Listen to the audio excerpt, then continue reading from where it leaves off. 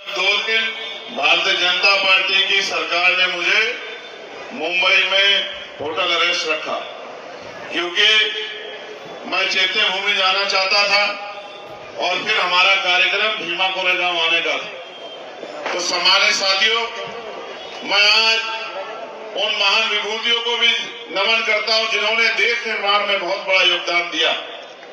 राष्ट्रपिता ज्योतिबा फूले, छत्रपति साहू जी महाराज, डॉक्टर बाबा साहब अम्बेडकर, मान्यवर साहब श्री काशीराम और डॉक्टर एपीजे अब्दुल कलाम साहब को भी मैं आज इस महत्वपूर्ण दिन याद करता हूं। मैं जब वहां से चला, मेरे मन में ये बात थी कि जल्दी से जल्दी ये रोड शो खत्म करके सभा करके हम लोग अचलपुर चले जाएं। लेकिन जैसे मैंने आपका जोश देखा, जैसे मैंने आपका प्यार देखा, तो मैंने अपने साथियों को एक बार नहीं कहा कि मुझे इनको छोड़ के जाना। मैंने इनसे कहा कि इनको चलने दो, क्योंकि इन्होंने बहुत मेहनत की है और मैं तो आज आया हूं। ये पिछले 10 सालों से यहाँ इसी तरह से मेहनत कर रहे हैं, क्योंकि ये यहाँ बदलाव चाहते हैं। आपके लोकप्रिय प्रत्याशी भाई अली पटेल साहब इस मंच पर बैठे, हमारी पार्टी के जिम्मेदार शख्सियत, जिले की टीम, प्रदेश की टीम, प्रभारी जी भाई मनीष साहब, भाई थोराट जी, आप मुझसे बहुत कुछ सुनना चाहते हो, लेकिन मैं आपसे बस एक सवाल पूछना चाहता हूं। भारत में लोकतंत्र है और लोकतंत्र में अगर हम अपनी गुलामी की बेड़ियां नहीं काट सकते हैं तो हमें दूसरे को ये कहना कि उसकी वजह से हमारी ये हालात है, ये सही नहीं है। क्योंकि अगर ये आजादी से पहला देश होता तो मैं ये मान लेता कि राजशाही है, जिनके पास, जिनके घरों में राजा महाराजा हैं, वही लोग शासन सत्ता में आ सकते हैं, वही लोग आगे बढ़ सकते हैं, तो मैं इस बात को मान लेता। लेकिन क्योंकि इस देश में लोकशाही है और बाबा साहब अम्बेडकर ने अपने 4 बच्चों का बलिदान देकर हमें वोट की ताकत दी है, और ये वोट हमारा हथियार है, ये वोट हमारी ताकत है, ये वोट हमारी शक्ति है, और हम इस वोट के आधार पर बड़े से बड़े ताकतवर व्यक्ति को जमीन पर पटक सकते हैं और अपने भाई को विधानसभा में भेज सकते हैं।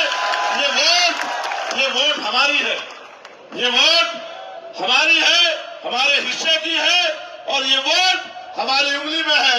पहले आप देखो, राजतंत्र में जब राज बदलता था, तलवारें चलती थी, भाले चलते थे, बंदूकें चलती थी, तोप चलती थी, हजारों लोग मरते थे, तब जाके राज बदलता था।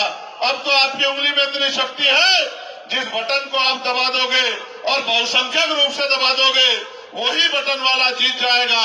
और मैं लिख के कहता हूं, अगर आपके साथियों ने अलीम भाई अगले 4 दिन मुजाहिद की तरह काम किया, दिन रात एक ही संघर्ष किया, और उनके मन में जो जज्बा आज है अगर वो कायम रहा, तो मैं बहुत जिम्मेदारी से कहता हूं कि आपके बटन वाला जो साथी मेरे बराबर में खड़ा है, जो पिछले 10 साल से यहाँ संघर्ष कर रहा है और उससे पहले देश की सेवा करके आया है, मेरा ये भाई विधानसभा में होगा।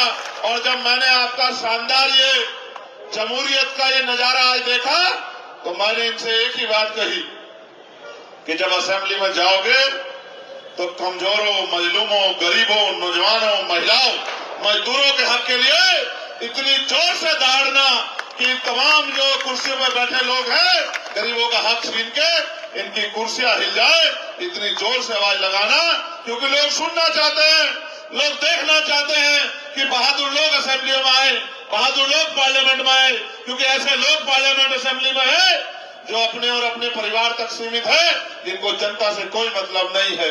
आप ये महसूस करके देखिए, अगर जनता वोट देके आपको ताकत देके भेजती है तो सीबीआई, ईडी, इनकम टैक्स से डरने की जरूरत नहीं है। डरो तो गुनाह से, डरो तो बुरे काम से, डरो तो जुल्म करने से, जुल्म सहने वाला जुल्म करने वाले से ज्यादा दोषी होता है। मैं ये बात आपको स्पष्ट तौर पर कहना चाहता हूं। मैं पार्लियामेंट में हूं, मुझे महाराष्ट्र के लोगों ने कहा कि भैया दीक्षा भूमि का मामला आ गया है, दीक्षा भूमि पे वो पार्किंग बना के हमारे सम्मान से खिलवाड़ कर रहे हैं। मैंने उसी दिन पार्लियामेंट में देश की सरकार को कहा कि दीक्षा भूमि हमारा गौरव है और प्रधानमंत्री अगर आपकी जो मिली जुली सरकार महाराष्ट्र में है उसने अगर दीक्षा भूमि को छूने का काम किया तो मेरी बात को याद रखना कि कुर्सियां उखाड़ के फेंक देंगे हम पार्लियामेंट। आप देखो जो लोग छेड़खानी करना चाहते थे ठंडे हो गए, किया नहीं कुछ, सिर्फ समझाया, सिर्फ समझाया। आपको याद होगा वक्त का मामला, कोई ऐसा मामला नहीं है पूरे देश में। और अगर मैं बताने जा रहा हूं तो मैं आपको लिख के देता हूं कि यहाँ जो जिम्मेदार समझदार लोग बैठे हैं, मैं वादा करके कहता हूं अगर मैं आपको संघर्ष बताऊंगा तो आप अपने दिल पे हाथ रख लोगे कि कोई ऐसा भी है जो हर कीमत तक गुजर सकता है।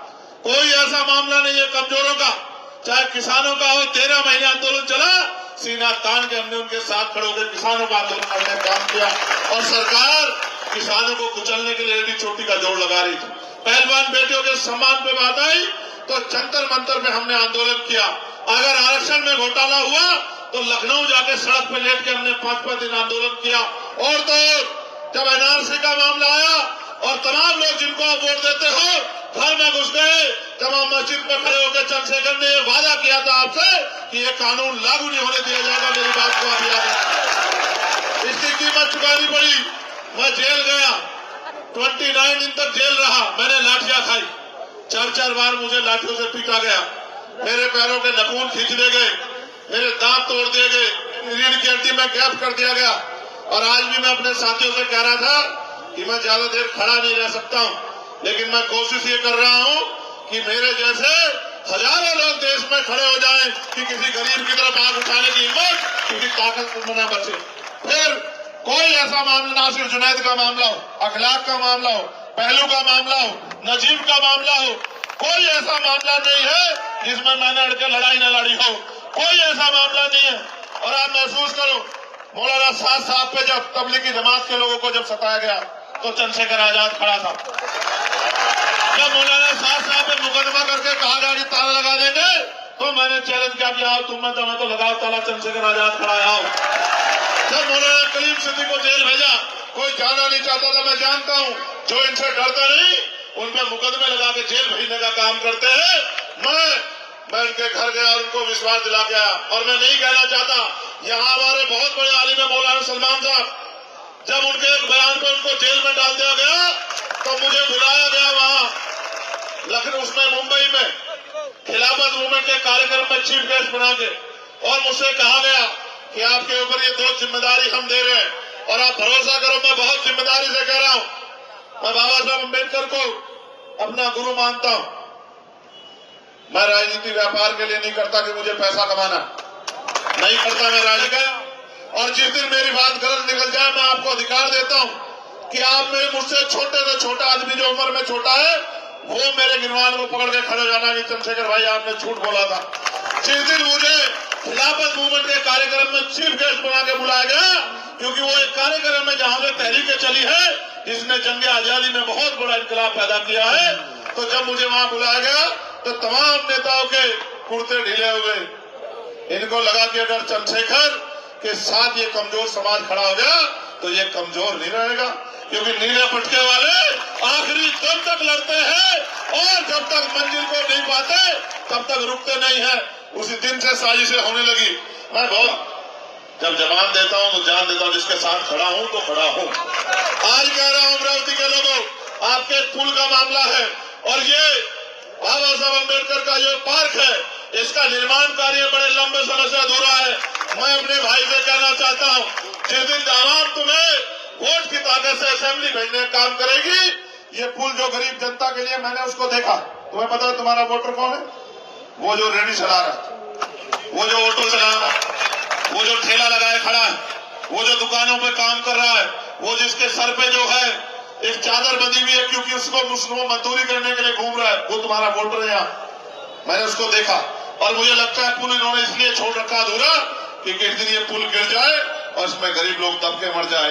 ये बहुत अच्छे लोग नहीं है जो सियासत में आज सत्ता में बैठे, और आपके यहाँ तो जो पिछली बार इस सत्ता के खिलाफ थे और सत्ता में मिल गए, और जो पिछली बार कह रहे थे कि भाई हम जो है बहुत ताकतवर है, वो आज कांग्रेस में जाकर मिल गए। दोनों मिलीजुली काम चल रहा है, इसमें कोई घबराने की जरूरत नहीं है, बस आंखें खोल के देखने की जरूरत है। आप ये बताओ, जो लोग भाजपा से कांग्रेस में आए, क्या उनका जहन बदल गया? क्या ईमानदारी से बताओ आप लोग मुझे। जो कांग्रेस से भाजपा में गए, क्या उनका जहन बदल गया? क्या बताओ। इनका असली मकसद कुर्सी में बैठे रहना है, क्योंकि और ये इसलिए अपनी कुर्सियां बदल रहे हैं क्योंकि कुर्सी की पेटी इस बार खोलने का नंबर आ गया है, क्योंकि अलीम भाई जो है बहुत मेहनत कर रहे हैं। मैं आपको कहना चाहता हूं, ये आपको 2000 रुपए भी देंगे, ये आपको साड़ी कपड़ा भी देंगे, ये आपको मिठाई भी देंगे, ये आपको मीठी माठी बातें भी करेंगे, और ये चुनाव आ गया है, ये आपकी बस्तियों में भी आएंगे, आपका हाथ ऐसे भी पकड़ेंगे, आपको गले भी लगाएंगे, आपका हाथ अपने सर में भी रखवाएंगे, आपको ताया चाचा बुआ बहन माँ सब बताएंगे, और जिस दिन चुनाव खत्म हो जाएगा आपको 5 साल आपकी बस्तियों में ये पैर रखने को ढूंढने को भी नहीं मिलेंगे। मेरी बात का भी आता। तो मैं आपसे कह रहा था कि आपको सब कुछ देंगे, या आपको 5 किलो अनाज भी देंगे, लेकिन आपके बच्चों को तालीम देने का काम नहीं करेंगे, क्योंकि अगर तालीम आपके बच्चों को मिलेगी तो फिर डॉक्टर बाबा साहब अम्बेडकर पैदा होंगे, फिर एपीजे अब्दुल कलाम साहब पैदा होंगे, फिर और चंद्रशेखर आजाद पैदा होंगे, और फिर कोई अलीम पटेल पैदा होगा। इसलिए ये आपको तालीम भी देना चाहते हैं कि आप रूखी सूखी खा के रहो। हमारे साथी यहाँ बैठे हैं, मैंने अभी पिछली सभा में दोहराया, 25 तारीख से पार्लियामेंट का सेशन आ रहा है। आपकी ये मांग आई थी मेरे पास कि बाहर रेजिमेंट के साथियों को जय भीम का नारा नहीं बोलने दिया जा रहा है। मैं आपको विश्वास दिला के कहता हूं कि जैसे पार्लियामेंट का सेशन चलेगा, आपकी इस मांग को मैं जोर शोर से उठाने का काम करूंगा, और सरकार को झुका के आपकी जो है इस इच्छा को पूरा कराने का काम करूंगा। आप महसूस करके देखो, जब जब कमजोरों ने एकता बनाई है, इन्होंने साजिश की, और अभी सुनो ये क्या करेंगे। अभी सुनो, ये मेरे भाई के खिलाफ झूठी सीधी अफवाह फैलाएंगे, और ये कहेंगे उसके साथ मत जाना। मैं अब सुनो क्या कहेंगे, ये कहेंगे अलीम जीत भी गया तो क्या होगा, ये फलानी पार्टी के पास चला जाएगा। अलीम जीत भी गया क्या होगा, तो एक ही मेंबर है तो क्या कर लेगा। लेकिन आप बताओ, अभी मैं जब पार्लियामेंट में गया तो मेरे खिलाफ भी यही कहा गया कि चंद्रशेखर जीत जाएगा तो फलानी पार्टी के साथ जाके मंत्री बन जाएगा। मंत्रालय मेरे मकान के बाहर को घूम रहा था। मैंने कहा मैं बाबा साहब अम्बेडकर का सिपाही हूँ, ऐसे मंत्रालय के ठोकर भी नहीं मारता, ऐसे मंत्रालय की जरूरत भी नहीं रखता। अगर मंत्रालय कभी आएगा तो उसमें बहुमत भी हमारा होगा, और ताकत भी हमारे पास होगी, और कलम भी हमारे हाथ में होगी, और फिर हम बताएंगे कि किस तरह काम होता है। मैं ये बात आपको इसलिए बता रहा हूँ, कल से अगर ये बात आपके बीच में न आए तो मुझे फिर कह देना मैं इतनी राजनीति तो सीख गया हूँ। कल ये क्या कहेंगे, आज की आपकी ताकत से डर के कि अलीम जीत भी गया तो क्या होगा, ये तो फलानी पार्टी में चला जाएगा। लेकिन मैं आपसे कहता हूं, ये कहेंगे अकेला आदमी क्या करेगा। बताओ, पार्लियामेंट में चंद्रशेखर से ज्यादा कोई बोलता है क्या? बोलता है क्या कोई? भी 2 सेशन है और 10 डिबेट है, और मैं जिसको नहीं भी जानता, मैं भी गया ऑस्ट्रिया और इटली, हमारे गुरु वहां उनकी शहीदगी हुई थी, वहां नमन करने के लिए संकल्प लिया था मैंने। तो जब मैं वहां गया तो वहां बहुत सारी बहनें मिली, छोटी छोटी बच्चियां, बड़े बुजुर्ग लोग। अब मैंने सोचा यार ये मुझे कहाँ जानते हो। वो मुझसे मिलते ही कहती, हम पार्लियामेंट पहले नहीं सुनते थे, जब से आप गए हो हम टीवी के आगे बैठे रहते हैं, कब हमारा भाई आके बोलेगा और जनता के हितों की बात करेगा। आप ये देखो, कोई ऐसा महकमा नहीं, कोई ऐसा इंसान नहीं, कोई ऐसा प्रदेश नहीं जिसकी आवाज उठाने का काम मैंने ना किया।